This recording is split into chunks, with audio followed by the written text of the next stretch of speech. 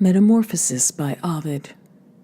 Written 1 ACE, translated by Sir Samuel Garth, John Dryden, et al. Book the 8th. The story of Nisus and Scylla. Now shone the morning star in bright array, to vanquish night and usher in the day. The wind veers southward, and moist clouds arise, that blot with shades the blue meridian skies. Cephalus feels with joy the kindly gales. His new allies unfurl the swelling sails. Steady their course, they cleave the yielding main, and, with a wish, the intended harbour gain. Meanwhile, King Minos on the Attic strand displays his martial skill and wastes the land. His army lies encamped upon the plains, before Alcathos' walls, where Nisus reigns, on whose grey head a lock of purple hue the strength and fortune of his kingdom grew. 6 moons were gone and past, when still from far Victoria hovered over the doubtful war. So long to both inclined, the impartial maid between them both her equal wings displayed. High on the walls, by Phoebus vocal made, a turret of the palace raised its head, and where the god his tuneful harp resigned, the sound within the stone still laid enshrined. Hither the daughter of the purple king ascended oft, to hear its music ring, and striking with a pebble would release the enchanted notes in times of happy peace. But now from thence the curious maid beheld rough feats of arms and combats of the field, and since the siege was long and had learnt the name of every chief, his character and fame, their arms, their horse, and quiver she descried, nor could the dress of war the warrior hide. Europus' son she knew above the rest, and more than well became a virgin breast. In vain the crested morion veils his face, she thinks it adds a more peculiar grace. His ample shield embossed with burnished gold still makes the bearer lovelier to behold. When the tough javelin with a whirl he sends, his strength and skill the sighing maid commends. Or, when he strains to draw the circling bow, and his fine limbs a manly posture show, compared with Phoebus he performs so well, let her be judge, and Minos shall excel. But when the helm put off, displayed to sight, and set his features in an open light, when vaulting to his seat his steed he pressed, caparisoned in gold and richly dressed, himself in scarlet sumptuously arrayed, new passions rise and fire the frantic maid. "Oh, happy spear," she cries, "that feels his touch! Nay, even the reins he holds are blessed too much. Oh, were it lawful she could wing her way through the stern hostile troops without dismay, or throw her body to the distant ground, and in the Cretans' happy camp be found. Would Minos but desire it, she'd expose her native country to her country's foes, unbar the gates the town with flames infest, or anything that Minos should request." And as she sate and pleased her longing sight, viewing the king's pavilion veiled with white, "Should joy or grief," she said, "possess my breast, to see my country by a war oppressed, I'm in suspense, for though 'tis grief to know I love a man that is declared my foe, yet, in my own despite, I must approve that lucky war which brought the man I love. Yet, were I tendered as a pledge of peace, the cruelties of war might quickly cease. Oh, with what joy I'd wear the chains he gave, a patient hostage and a willing slave. Thou lovely object, if the nymph that bare thy charming person were but half so fair, well might a god her virgin bloom desire, and with a rape indulge his amorous fire. Oh, had I wings to glide along the air, to his dear tent I'd fly, and settle there. There, tell my quality, confess my flame, and grant him any dowry that he'd name. Oh, all I'd give, only my native land, my dearest country, should accepted stand, for perish love and all expected joys, ere with so base a thought my soul complies. Yet Oft the vanquished some advantage find, when conquered by a noble, generous mind. Brave Minos justly has the war begun, fired with resentment for his murdered son. The righteous gods a righteous cause regard, and will with victory his arms reward. We must be conquered, and the captive's fate will surely seize us, though it sees us late. Why then should love be idle, and neglect what Mars by arms and perils will effect? Oh, Prince, I die, with anxious fear oppressed, lest some rash hand should wound my charmer's breast. For if they saw, no barbarous mind could dare against that lovely form to raise a spear. But I'm resolved, and fixed in this decree, my father's country shall my dowry be. Thus, I prevent the loss of life and blood, and in effect the action must be good. Vain resolution, for at every gate the trusty sentinels successive wait. The keys my father keeps, there's my grief. 'Tis he obstructs all hopes of my relief. Gods, that this hated light I'd never seen, or all my life without a father been. But gods we all may be, for those that dare are gods, and fortune's chiefest favours share.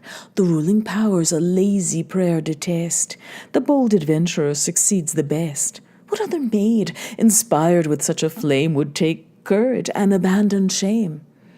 But would, though ruin should ensue, remove whatever opposed, and clear the way to love.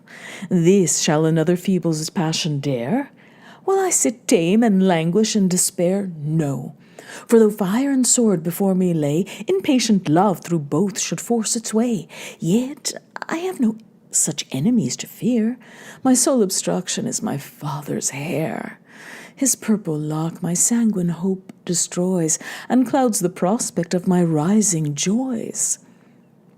Whilst thus she spoke, amid the thickening air, night supervenes, the greatest nurse of care. And as the goddess spreads her sable wings, the virgin's fears decay, and courage springs. The hour was come, when man's over-laboured breast surceased its care, by downy sleep possessed. All things now hushed. Scylla with silent tread urged her approach to Nisus's royal bed. There, of the fatal lock, accursed theft, she her unwitting father's head bereft. In safe possession of her impious prey, out at a postern gate she takes her way. Emboldened by the merit of the deed, she traverses the adverse camp with speed, till Minos' tent she reached. The righteous king she thus bespoke, who shivered at the thing. Behold the effect of love's restless sway. I, Nisus' royal seed, to thee betray my country and my gods. For this strange task mine knows no other boon, but thee I ask. This purple lock, a pledge of love, receive. No worth this present, since in it I give my father's head. Moved at a crime so new, and with abhorrence filled back, Minos drew, nor touched the unhallowed gift, but thus exclaimed with mien indignant and with eyes inflamed, Perdition seize thee, thou, thy kind's disgrace! May thy devoted carcass find no place in air or sea or earth, by all outcast. Shall Minos with so foul a monster blast his Cretan world, where cradled Jove was nursed? Forbid it, heaven! Away, thou most accursed! And now Alcatho, its lord exchanged, was under Minos' dominion ranged, while the most equal king his care applies to curb the conquered and new laws devise. The fleet by his command with hoisted sails and ready oars invites the murmuring gales.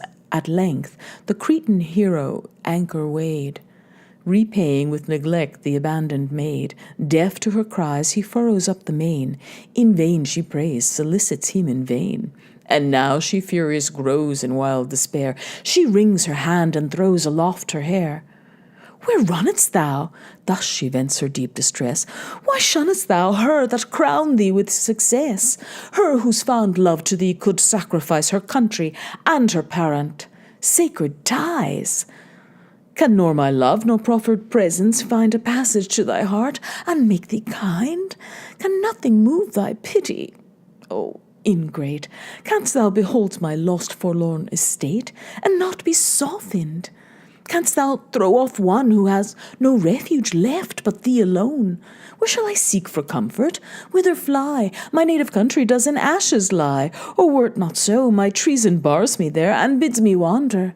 Shall I next repair to a wronged father, by my guilt undone? Me all mankind deservedly will shun. I out of the world myself have thrown, to purchase an access to Crete alone, which since refused, ungenerous man, give o'er to boast thy race. Europa never bore a thing so savage. Thee some tigress bred on the bleak Sirt's inhospitable bed, or where Charybdis pours its rapid tide tempestuous. Thou art not to Jove allied, nor to the king of gods thy mother meet beneath a bull's forged shape, and bear to Crete. That fable of thy glorious birth is feigned. Some wild outrageous bull thy dam sustained. O Father Nisus, now my death behold, exult, O city, by my baseness sold. Minos obdurate has avenged ye all. But 'twere more just by those I wronged to fall. For why shouldst thou, who only did it subdue, by my offending, my offence pursue? Well, art thou matched to one whose amorous flame too fiercely raged for humankind to tame? One who within a wooden heifer thrust courted a lowering bull's mistaken lust, and from whose monster teeming womb the earth received, what much it mourned, a biform birth. But what avails my plaints? The whistling wind, which bears him far away, leaves them behind, well weighed Pasiphae, when she preferred a bull to thee, more brutish than the herd. But time presses, and the laboured oars to distance drive the fleet, and lose the lessening shores. Think not, ungrateful man, the liquid way and threatening billow shall enforce my stay. I follow thee in spite. My arms I'll throw around thy oars, or grasp thy crooked prow, and drag through drenching seas. Her eager tongue has hardly closed the speech, when forth she sprung and proved the deep. Cupid with added force recruits each nerve, and aids her watery course. Soon she the ship attains, unwelcome guest, and as with close embrace its side she pressed, a hawk from upper air came pouring down. 'Twas Nisus cleft the sky with wings new grown. At Scylla's head his horny bill he aims. She, fearful of the blow, the ship declaims, quitting her hold, and yet she fell not far, but wandering, finds herself sustained in air, changed to a lark. She mottled pinion shook, and from the ravished lock the name of Cirrus took. The Labyrinth. Now Minos, landed on the Cretan shore, performs his vows to Jove's protecting power. 100 bullocks of the largest breed with flowerets crowned before his altar breed, while trophies of the vanquished brought from far adorn the palace with the spoils of war. Meanwhile the monster of a human beast, his family's reproach and a stain increased. His double kind the rumour swiftly spread, and evidenced the mother's beastly deed, when Minos, willing to conceal the shame that sprung from the reports of tattling fame, resolves a dark enclosure to provide, and far from sight the two-formed creature hide. Great Daedalus of Athens was the man that made the drought, and formed the wondrous plan, where rooms within themselves encircled lie, with various windings to deceive the eye. As soft meanders wanton current plays, when through the Phrygian fields it loosely strays, backward and forward rouse the dimpled tide, seeming at once two different ways to glide, while circling streams their former banks survey, and waters past succeeding waters see, now floating to the sea with downward course, now pointing upward to its ancient source. Such was the work, so intricate the place, that scarce the workman all its turns could trace, and Daedalus was puzzled how to find the secret ways of what he himself designed. These private walls the Minotaur include, who twice was glutted with Athenian blood. But the third tribute more successful proved, slew the foul monster, and the plague removed. When Theseus, aided by the virgin's art, had traced the guiding thread through every part, he took the gentle maid that set him free, and bound for Dius, cut the briny sea. There, quickly cloyed, ungrateful, and unkind, left his fair consort in the isle behind, whom Bacchus saw, and straining in his arms her rifled bloom and violated charms, resolves for this the dear engaging dame should shine forever in the rolls of fame, and bids her crown among the stars be placed, with an eternal constellation graced. The golden circlet mounts, and as it flies, its diamonds twinkle in the distant skies. There, in their pristine form, the gemmy rays between Alcides and the dragon blaze. The story of Daedalus and Icarus. In tedious exile, now too long detained, Daedalus languished for his native land. The sea foreclosed his flight, yet thus he said, though earth and water in subjection laid, O cruel Minos, thy dominion be, we'll go through air, for sure the air is free. Then to new arts his cunning thought applies, and to improve the work of nature tries. A row of quills in gradual order placed rise by degrees in length from first to last, as on a cliff the ascending thicket grows, or differing reeds the rural pipe compose.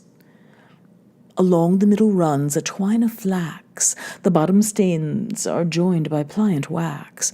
Thus, well compact, a hollow bending brings the fine composure into real wings. His young boy, young Icarus, that near him stood, unthinking of his fate, with smiles pursued the floating feathers, which the moving air bore loosely from the ground, unwasted here and there, or with the wax impertinently played, and with his childish tricks the great design delayed.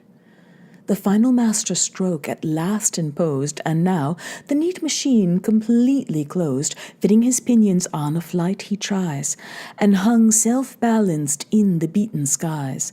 Then thus instructs his child, my boy, take care to wing your course along the middle air. If low, the surges wet your flagging plumes. If high, the sun the melting wax consumes. Steer between both, nor to the northern skies, nor south Orion turn your giddy eyes, but follow me. Let me before you lay rules for the flight, and mark the pathless way. Then, teaching with a fond concern his son, he took the untried wings and fixed them on, but fixed with trembling hands, and as he speaks, the tears roll gently down his aged cheeks.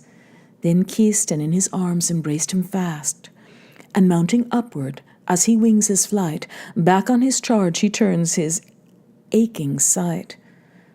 As parent birds, when first their callow care leave the high nest to tempt the liquid air, then cheers him on, and oft, with fatal art, reminds the stripling to perform his part. These, as the angler at the silent brook, or mountain shepherd leaning on his crook, or gaping ploughman from the vale descries, they stare and view them with religious eyes, and straight conclude them gods, since none but they through their own azure skies could find a way. Now Delos, Paros on the left are seen, and Samos favoured by Jove's haughty queen. Upon the right the isle Libanoth named, and fair Calym for its honey famed. And now the boy whose childish thoughts aspire to loftier aims, and make him ramble higher, grown wild and wanton, more emboldened flies far from his guide, and soars among the skies. The softening wax that felt a nearer sun dissolved apace, and soon began to run. The youth in vain his melting pinions shakes, his feathers gone, no longer air he takes. "Oh, father, father!" as he strove to cry, down to the sea he tumbled from on high, and found his fate, yet still subsists by fame among those waters that retain his name. The father, now no more a father, cries, "Ho, Icarus, where are you?" as he flies. "Where shall I seek my boy?" he cries again, and saw his feathers scattered on the main. Then cursed his art, and funeral rites conferred, naming the country from the youth interred. A partridge from a neighbouring stump beheld the sire his monumental marble build, who, with peculiar call and fluttering wing, chirped joyful and malicious seemed to sing, the only bird of its kind, and late transformed in pity to a feathered state. For whence, O Daedalus, thy guilt we date? His sister's son, when now 12 years were past, was with his uncle as a scholar placed. The unsuspecting mother saw his parts, and genius fitted for the finest arts. This soon appeared, for when the spiny bone in fishes' backs was by the stripling known, a rare invention thence he learnt to draw. Filled teeth in iron, and made the grading saw. He was the first that from a knob of brass made 2 straight arms with widening stretch to pass, that, while one stood upon the centre's place, the other it drew a circling space. Daedalus envied this, and from the top of fair Minerva's temple let him drop, feigning that as he leaned upon the tower, careless he stooped too much, and tumbled over. The goddess, who the ingenious still befriends, on this occasion her assistance lends. His arms with feathers as he fell she veils, and in the air a new-made bird he sails. The quickness of his genius, once so fleet, still in his wings remain, and in his feet. Still, though transformed, his ancient name he keeps, and with low flight the new-shorn stubble sweeps, declines the lofty trees, and thinks it best to brood in hedgerows over its humble nest, and in remembrance of the former ill, avoids the heights and precipices still. At length, fatigued with long laborious flights, on fair Sicilia's plains the artist lights, where Cocalus, the king that gave him aid, was for his kindness with esteem repaid. Athens no more her doleful tribute sent, that hardship gallant Theseus did prevent. Their temples hung with garlands they adore, each friendly god, but most Minerva's power. To her, to Jove, to all their altars smoke. They each with victims and perfumes invoke. Now talking fame through every Grecian town had spread immortal Theseus, thy renown. From him the neighboring nations in distress in suppliant terms implore a kind redress. The story of Meleager and Atalanta.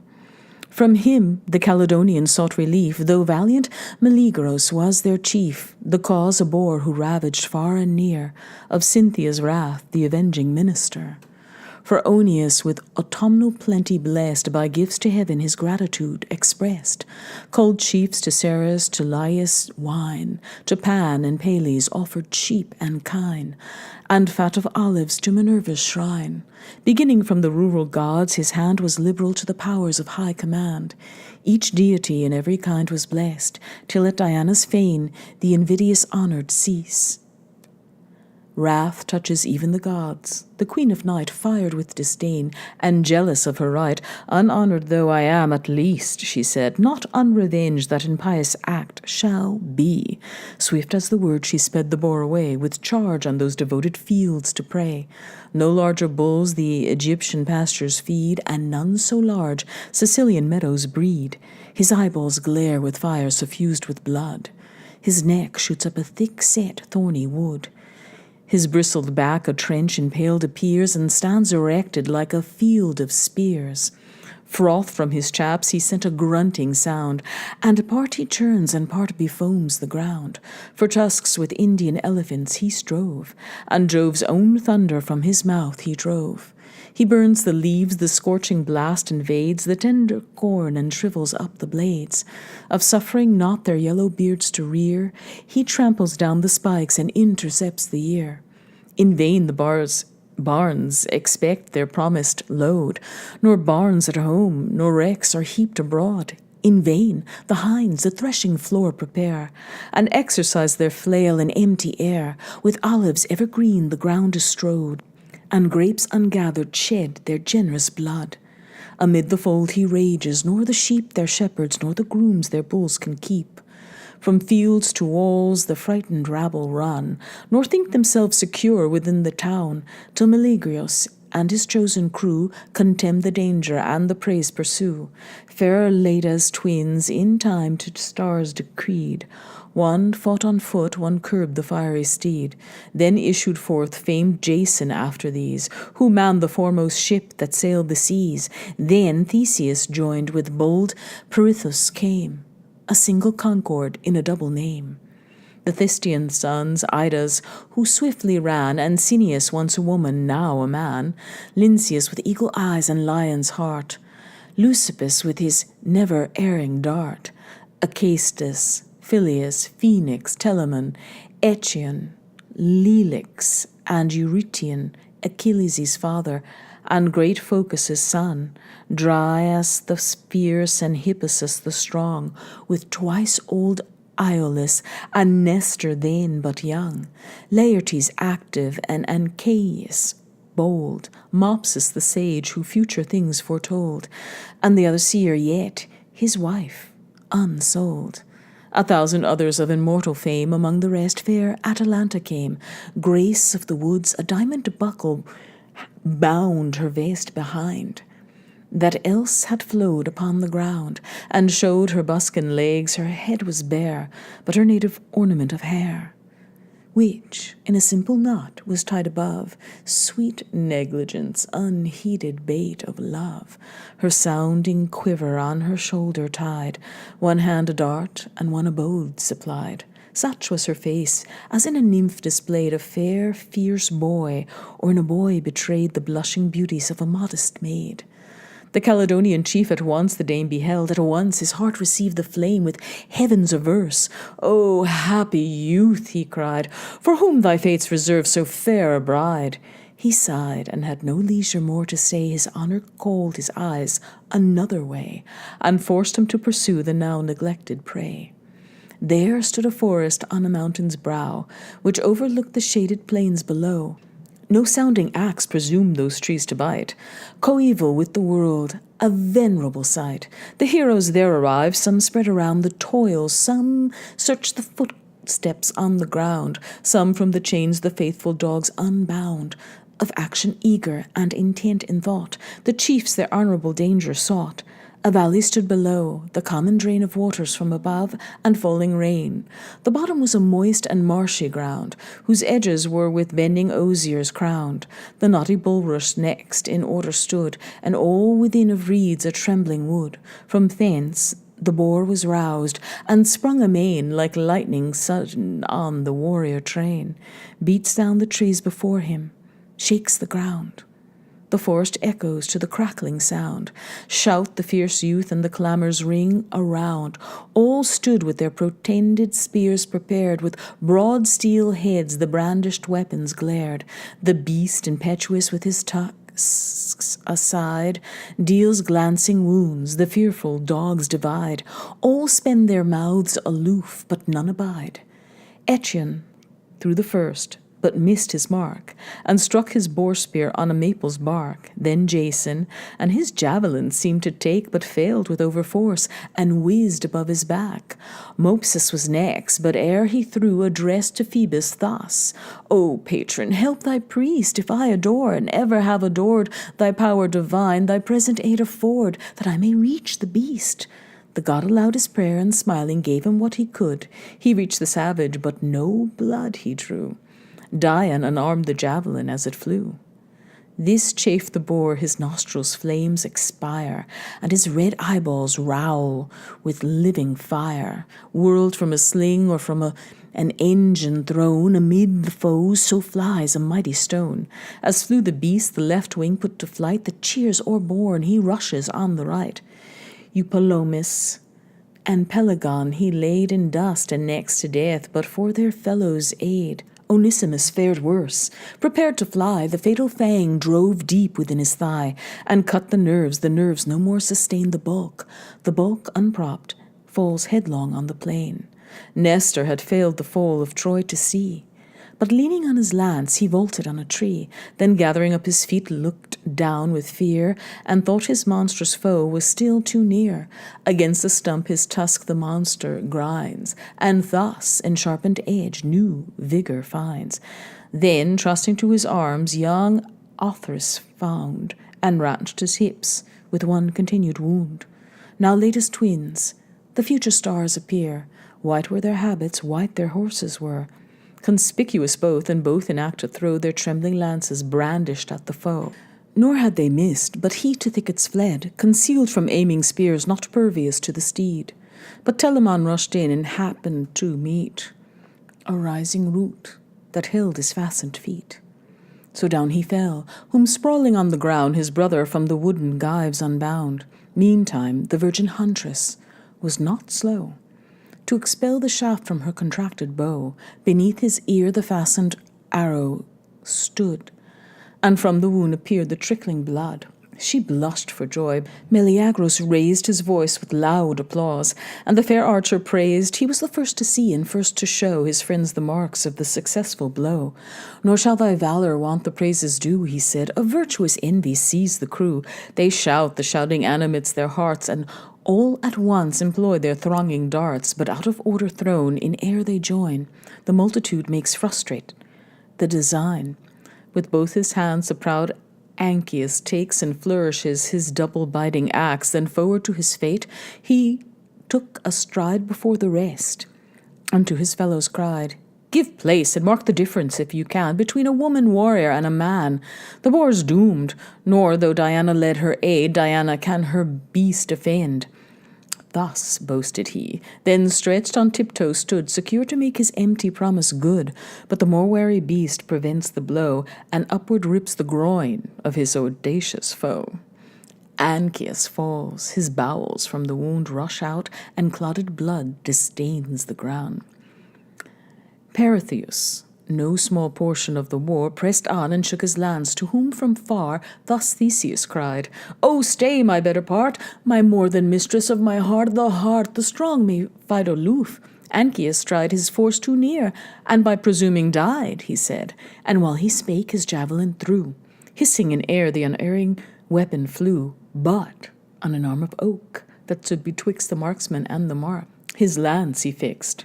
Once more bold Jason threw, but failed to wound the boar, and slew an undeserving hound, and through the dog the dart was nailed to ground. 2 spears from Meleager's hand were sent with equal force, but various in the event. The first was fixed in earth, the second stood on the boar's bristled back, and deeply drank his blood. Now, while the tortured savage turns around, and flings about his foam, impatient of the wound's great author, close at hand, provokes his rage, and plies him with redoubled strokes. Wheels as he wheels, with his pointed dart, explores the nearest passage to his heart. Quick and more quick he spins in giddy gyres, then falls, and in much foam his soul expires. This act with shouts heaven high the friendly band applaud, and strain in theirs the victor's hand. Then all approach the slain with vast surprise, admired on what a breath of earth he lies, and scarce secure reached out their spears afar, and blood their points to prove their partnership of war. But he, the conquering chief, his foot impressed on the strong neck of that destructive beast, and gazing on the nymph with ardent eyes, "Accept," said he, "fair Nonocrene, my prize, and though inferior, suffer me to join my labours and my part of praise with thine." At this presents her with the tusky head and chine, with rising bristles roughly spread. Glad, she received the gift, and seemed to take with double pleasure for the giver's sake. The rest were seized with sullen discontent, and a deaf murmur through the squadron went. All envied, but the Thestian brethren showed the least respect, and thus they vent their spleen aloud. "Lay down those honoured spoils, nor think to share, weak woman, as thou art the prize of war. Ours is the title, thine a foreign claim, since Meleagrus from our lineage came. Trust not thy beauty, but restore the prize, which he, besotted on that face and eyes, would rend from us." At this, inflamed with spite from her, they snatched the gift from him, the giver's right. But soon the impatient prince his falchion drew, and cried, "Ye robbers of another's due, now learn the difference at your proper cost, betwixt true valour and an empty boast." At this advanced, and sudden as the word, in proud Plexippus's bosom plunged the sword. Toxeus, amazed and with amazement slow, or to revenge or ward the coming blow, stood doubting, and while doubting thus he stood, received the steel bathed in his brother's blood. Pleased with the first, unknown the second news, Althea to the temples pays their dues for her son's conquest, when at length appear her grisly brethren stretched upon the bier. Pale at the sudden sight, she changed her cheer, and with her cheer her robes, but hearing tell the cause, the manner, and by whom they fell, 'twas grief no more, or grief and rage were one within her soul. At last 'twas rage alone, which, burning upwards in succession, dries the tears that stood considering in her eyes. There lay a log unlighted on the hearth. When she was labouring in the throes of birth for the unborn chief, the fatal sisters came, and raised it up and tossed it on the flame. Then, on the rock, a scanty measure place of vital flax, and turned the wheel apace, and turning sung, "To this red brand and thee, O newborn babe, we give an equal destiny." So vanished out of view, the frighted dame sprung hasty from her bed, and quenched the flame. The log in secret locked she kept with care, and that, while thus preserved her heir. This brand she now produced, and first she strows the hearth with heaps of chips, and after blows thrice heaved her hand, and heaved she thrice repressed. The sisters and the mother long contest two doubtful titles in one tender breast. And now her eyes and cheeks with fury glow, now pale her cheeks, her eyes with pity flow, now lowering looks presage approaching storms, and now prevailing love her face reforms. Resolve, she doubts again. The tears she dried with burning rage are by new tears supplied. And as a ship which winds and waves assail, now with the current drives, now with the gale, both opposite, and neither long prevail. She feels a double force, by turns obeys the imperious tempest and the impetuous seas. So fares Althea's mind. She first relents with pity, of that pity then repents. Sister and mother long the scales divide, but the beam nodded on the sister's side. Sometimes she softly sighed, then roared aloud, but sighs were stifled in the cries of blood. The pious, impious wretch at length decreed, to please her brother's ghost, her son should bleed. And when the funeral flames began to rise, "Receive," she said, "a sister's sacrifice." A mother's bowels burned, high in her hand, thus while she spoke. She held the fatal brand, then thrice before the kindled pile she bowed, and the three furies thrice invoked aloud. "Come, come, revenging sisters, come and view a sister paying her dead brother's due. A crime I punish, and a crime commit, but blood for blood and death for death is fit.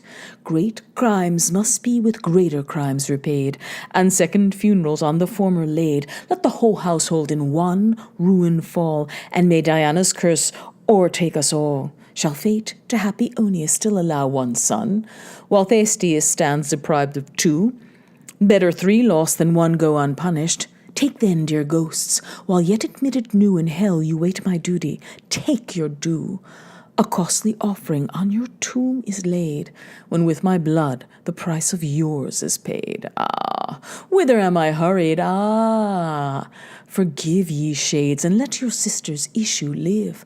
A mother cannot give death, though he deserves it not from me. Then shall the unpunished wretch insult the slain, triumphant live, nor only live, but reign? While you, thin shades, the sport of winds, are tossed o'er dreary plains, or tread the burning coast.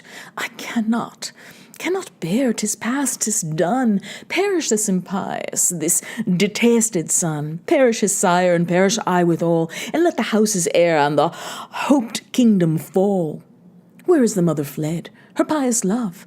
And where the pains with which 10 months I strove? Ah, hadst thou died, my son, in infant years, thy little hearse had been bedewed with tears. Thou livest by me, to me thy breath resign. Mine is the merit, the demerit thine.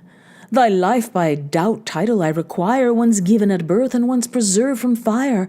1 murder pay, or add 1 murder more, and me to them who fell by thee restore.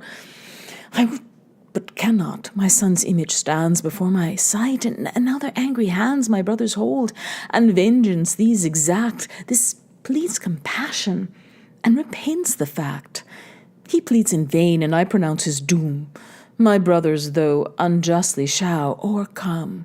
But having paid their injured ghosts their due, my son requires my death, and mine shall his pursue. At last, for the last time, she lifts her hand, averts her eyes, and half unwilling drops the brand amid the flaming fuel thrown, or drew, or seemed to draw, a dying groan. The fires themselves but faintly licked their prey, then loathed their impious food, and would have shrunk away. Just then the hero cast a doleful cry, and in those absent flames began to fry. The blind contagion raged within his veins, but he with manly patience bore his pains. He feared not fate, but only grieved to die without an honest wound, and by a death so dry. Happy Ancaeus, thrice aloud he cried, with what becoming fate in arms he died, then called his brother, sister, sire round, and her, to whom his nuptial vows were bound, perhaps his mother.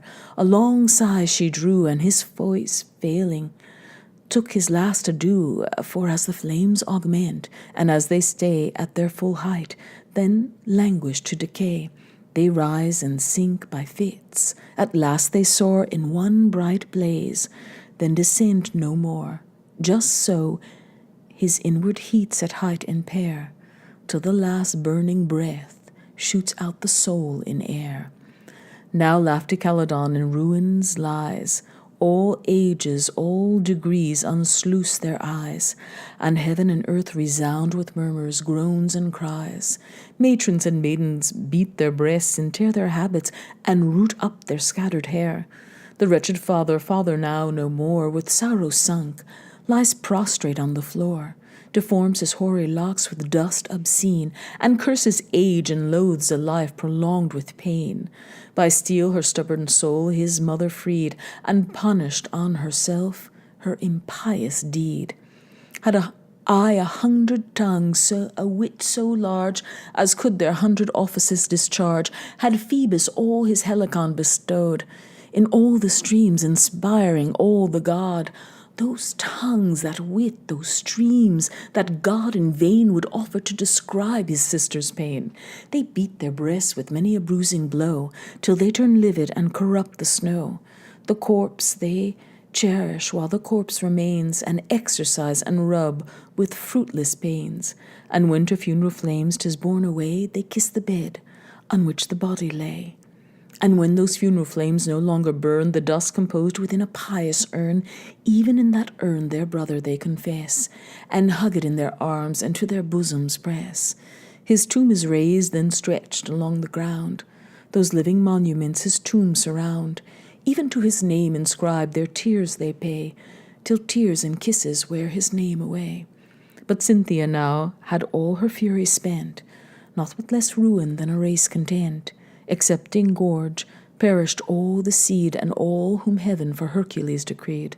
Satiate at last, no longer she pursued the weeping sisters, but with wings endued, and horny beaks, and sent to flit in air, who yearly round the tomb in feathered flocks repair. The transformation of the Naiads. Theseus meanwhile acquitted well his share in the bold chase, confederate like a war, to Athens' lofty towers his march ordained, by Pallas loved, and where Erechtheus reigned. But Achilles stopped him on the way, by rains a deluge, and constrained his stay. O famed for glorious deeds, and great by blood, rest here, says he, nor trust the rapid flood. Its solid oaks has from its margin tore, and rocky fragments down its current bore. The murmur hoarse, and terrible the roar.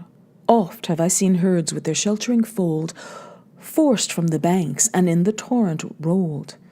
Nor strength the bulky steer from ruin freed, nor matchless swiftness saved the racing steed. In cataracts, when the dissolving snow falls from the hills, and floods the plains below, tossed by the eddies with a giddy round, strong youths are in the sucking whirlpools drowned. 'Tis best with me in safety to abide, till usual bounds restrain the ebbing tide, and the low waters in their channel glide. Theseus persuaded and compliance bowed. So kind an offer and advice so good, O Achilles, cannot be refused. I'll use them both, said he, and both he used. The grot he entered, Pumice built the hall, and Tophi made the rustic of the wall. The floor soft moss, and humid carpet spread, and various shells the checkered roof inlaid. 'Twas now the hour when the declining sun 2/3 had of his daily journey run. At the spread table Theseus took his place, next his companions in the daring chase. Pirithous here, there elder Lelix lay, his locks betraying age with sprinkled grey. Arcania's river god disposed the rest, graced with the equal honour of the feast, elect with joy and proud of such a guest. The nymphs were waiters, and with naked feet in order served the courses of the meat. The banquet done, delicious wine they brought, of one transparent gem the cup was wrought. Then the great hero of this gallant train, surveying far the prospect of the main, "What is this land?" says he, "the waves embrace," and with his finger pointed at the place. "Is it one parted isle which stands alone? How named? And yet methinks it seems not one." To whom the watery god made his reply, "'Tis not one isle, but 5. Distinct they lie, 'tis distance which deceives the cheated eye. But that Diana's act may seem less strange, these once proud naiads were before their change. 'Twas on a day more solemn than the rest, 10 bullocks slain, a sacrificial feast. The rural gods of all the region near they bid to dance and taste the hallowed cheer. Me they forgot, affronted with the slight, my rage and stream swelled to the greatest height, and with the torrent of my flooding store, large woods from woods and fields from fields I tore. The guilty nymphs, oh, then remembering me, I with their country washed into the sea, and joining waters with the social main, rent the gross land and split the firm champaign. Since the Echenides, remote from shore, are viewed as many isles as nymphs before.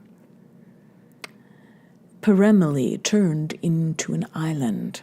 But yonder far, lo, yonder does appear an isle apart to me forever dear. From that its sailors Peremile name, I doting forced by rape, a virgin's fame. Hippodamus's passion grew so strong, galled with the abuse and fretted at the wrong, he cast his pregnant daughter from a rock. I spread my waves beneath and broke the shock, and as her swimming weight my stream conveyed, I sued for help divine, and thus I prayed.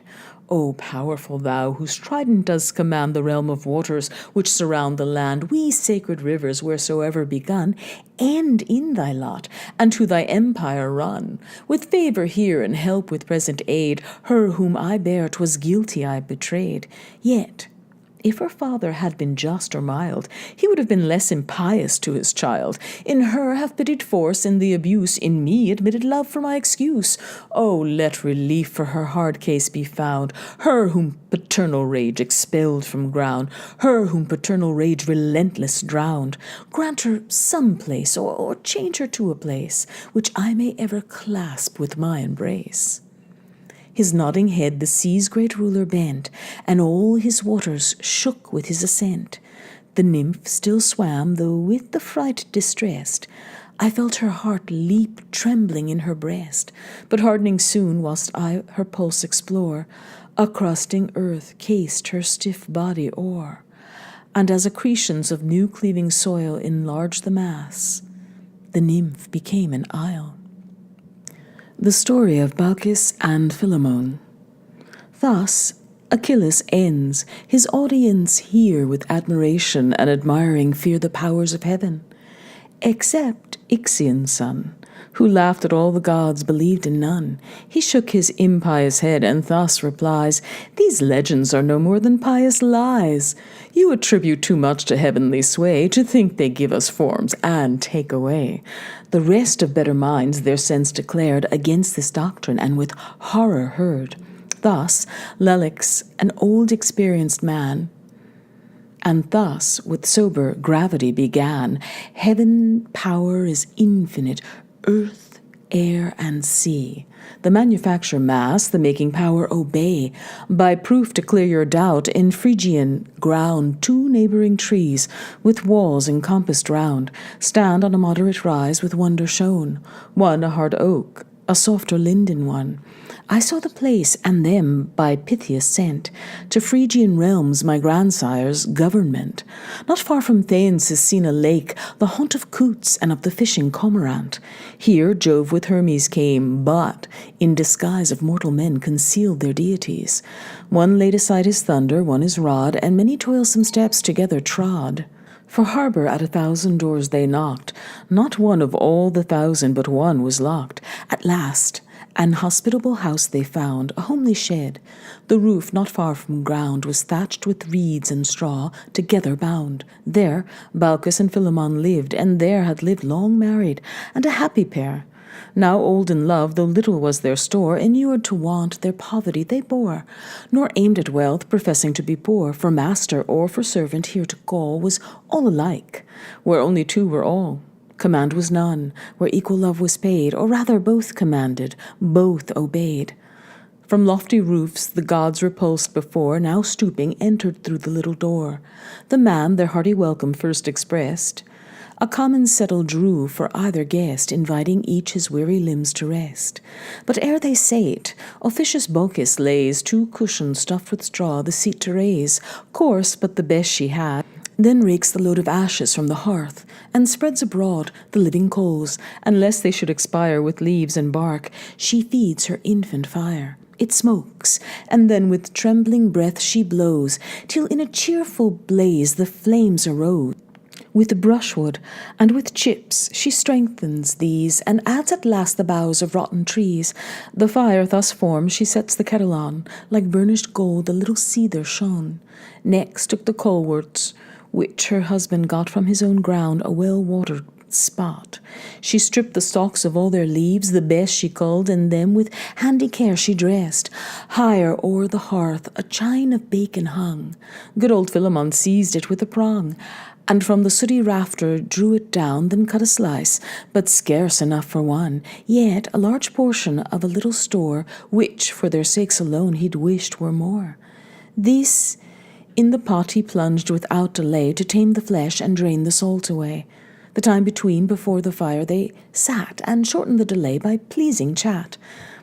A beam was there on which a beechen pail hung by the handle on a driven nail. This filled with water, gently warm, they set before their guests. In this they bathed their feet, and after with clean towels dried their sweat. This done, the host produced the genial bed, sallow the feet, the borders, and the stead, which with no costly coverlet they spread, but coarse old garments, yet such robes as these they laid alone at feasts on holidays. The good old housewife tucking up her own gown, the table set, the invited gods lie down. The trivet table of a foot was lame, a blot which prudent Baucis overcame, who thrust beneath the limping leg assured. So was the mended board exactly reared, then rubbed it over with newly gathered mint, a wholesome herb that breathed a grateful scent. Pallas began the feast, where first was seen the party-coloured olive, black and green, autumnal cornels next, in order served, in lees of wine well pickled and preserved. A garden salad was the third supply, on endive, radishes, and succory. Then curds and cream, the flower of country fare, and new-laid eggs, which Baucis's busy care turned by a gentle fire and roasted rare. All these in earthenware was served to board, and next in place an earthen pitcher stored, with liquor of the best the cottage could afford. This was the table's ornament and pride, with figures wrought like pages at his side, stood beechen bowls, and these were shining clean, varnished with wax without and lined within. By this the boiling kettle had prepared, and to the table sent the smoking lard, on which the eager appetite they dine, a savoury bit that served to relish wine. The wine itself was suiting to the rest, still working in the must, and lately pressed. The second course succeeds like that before. Plums, apples, nuts, and of their wintry store, dry figs and grapes and wrinkled dates were set in canisters to enlarge the little treat. All these a milk-white honeycomb surround, which in the midst the country banquet crowned. But the kind host their entertainment grace with hearty welcome and an open face. In all they did you might discern with ease a willing mind and a desire to please. Meantime the beechen bowls went round, and still, though often emptied, were observed to fill, filled without hands and of their own accord, ran without feet and danced around the board. Devotion seized the pair to see the feast with wine, and of no common grape increased. And up they held their hands and fell to prayer, excusing as they could their country fare. One goose they had, 'twas all they could allow, a wakeful sentry and on duty now, whom to the gods for sacrifice they vow. Her with malicious zeal the couple viewed, she ran for life, and limping they pursued. Fun well the fowl perceived their bad intent, and would not make her master's compliment. But persecuted to the powers she flies, and close between the legs of Jove she lies. He with a gracious ear the suppliant heard, and saved her life. Then what he has declared and owned the god. The neighborhood, said he, shall justly perish for impiety. You stand alone exempted, but obey with speed, and follow where we lead the way. Leave these accursed, unto the mountain's height ascend, nor once look backward in your flight. They haste, and what their tardy feet denied, the trusty staff their better legs supplied. An arrow's flight they wanted to the top, and there secure, but spent with travel, stop. Then turn their now no more forbidden eyes. Lost in a lake the floated level lies. A watery desert covers all the plains. There caught alone as in an isle remains. Wondering with weeping eyes while they deplore their neighbour's fate, and country now no more. Their little shed, scarce large enough for two, seems from the ground increased in height and bulk to grow. A stately temple shoots within the skies, the crotches of their cot in columns rise. The pavement polished marble they behold, the gates with sculpture grace the spires, tiles, and gold. Then thus the sire of gods, with look serene, speak thy desire. Thou, only just of men, and thou a woman, only worthy found to be with such a man in marriage bound. Awhile they whisper, then to Jove addressed, Philemon thus prefers their joint request. We crave to serve before your sacred shrine, and offer at your altars rites divine, and since not any of our action has been polluted with domestic strife, we beg 1 hour of death, that neither she with widow's tears may live to bury me, nor weeping I with withered arms may bear my breathless Bacchus to the sepulchre. The godheads sign their suit. They run their race in the same tenured all the appointed space. Then, with their hour was come, while they relate these past adventures, at the temple gate, old Bacchus is by old Philemon seen sprouting with sudden leaves of sprightly green. Old Bacchus looked where old Philemon stood, and saw his lengthened arms a sprouting wood. New roots their fastened feet began to bind, their bodies stiffen in a rising rind. There ere the bark above their shoulders grew, they give and take at once their last adieu. At once, farewell, O faithful spouse, they said. At once the encroaching rinds their closing lips invade. Even yet an ancient Tenian shows a spreading oak that near a linden grows. The neighbourhood confirmed the prodigy, grave men, not vain of tongue or like to lie. I saw myself the garlands on their bows, and tablets hung for gifts of granted vows. And offering fresher up with pious pair, the good, said I, are God's peculiar care, and such as honour heaven shall heavenly honour share. The changes of Proteus. He ceased in his relation to proceed, whilst all admired the author and the deed. But Theseus most, inquisitive to know from gods what wondrous alterations grow, whom thus the Caledonian stream addressed, raised high to speak, the couch his elbow pressed. Some, when transformed, fix in the lasting change, some with more right, though various figures range. Proteus thus, large thy privilege was found, thou inmate of the seas which earth surround. Sometimes a blooming youth you grace the shore, oft a fierce lion or a furious boar, with glistening spires now seemed an hissing snake. The bold would tremble in his hand to take. With horns assumed a bull, sometimes you proved a tree by roots, a stone by weight unmoved. Sometimes two wavering contraries became flowed down in water, or aspired in flame. The story of Erysichthon, in various shapes thus, to deceive the eyes, without a settled stint of her disguise, rash Erysichthon's daughter had the power, and brought it to Autolycus in dower. Her atheist sire the slighted gods defied, and ritual honors to their shrines denied.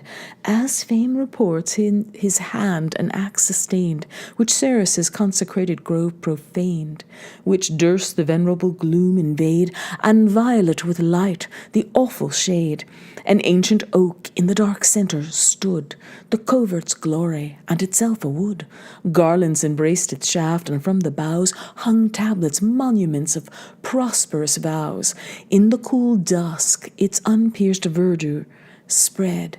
The dryads oft their hallowed dances led, and oft, when round their gauging arms they cast, full 15 ells it measured in the waist. Its height all under standards did surpass, as they aspired above the humbler grass. These motives which would gentler minds restrain could not make Triops, bold son, abstain. He sternly charged his slaves with strict decree to fell with gashing steel the sacred tree. But whilst they, lingering, his commands delayed, he snatched an axe, and thus, blaspheming, said, "Was this no oak, nor Ceres' favoured care, but Ceres' self, this arm unawed, should dare its leafy honours in this dust to spread, and level with the earth its airy head?" He spoke, and as he poised the slanting stroke, sighs heaved and tremblings shook the frighted oak. Its leaves looked sickly, pale its acorns grew, and its long branches sweat a chilly dew. But when his impious hand a wound bestowed, blood from the mangled bark in currents flowed. When a devoted bull of mighty size a sinning nation's grand atonement dies, with such a plenty from the spouting veins, a crimson stream the turfy altar stains. The wonder all amazed, yet one more bold. The fact dissuading strove his axe to hold, but the Thessalian obstinately bent, too proud to change, too hardened to repent. On his kind monitor his eyes, which burned with rage, and with his eyes his weapon turned. "Take the reward," says he, "of pious dread." Then with a blow lopped off his parted head. No longer checked, the wretch his crime pursued, doubled his strokes and sacrilege renewed.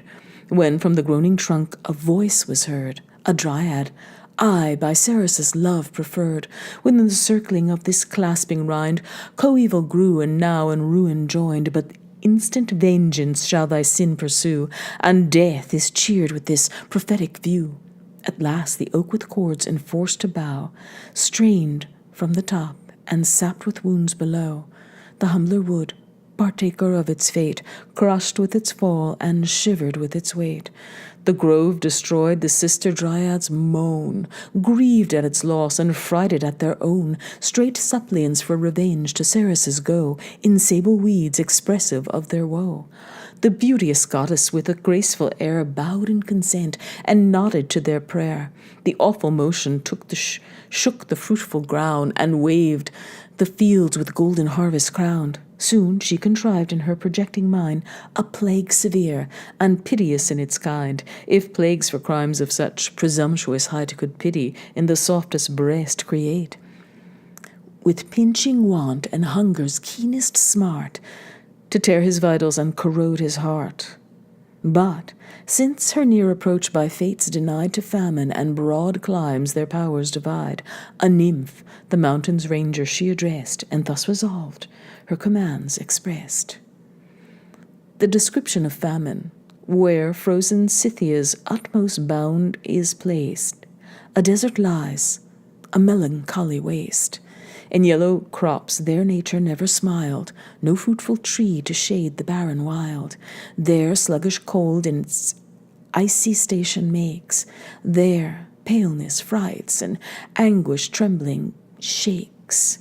Of pining famine this, the fabled seat, to whom my orders in these words repeat. Bid her this miscreant with her sharpest pains chastise and sheath herself into his veins.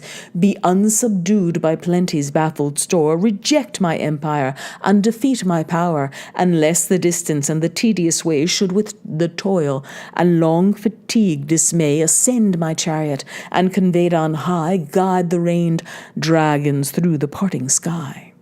The nymph, accepting of the granted car, sprung to the seat and posted through the air, nor stopped till she to a bleak mountain came, of wondrous height, and Caucasus its name.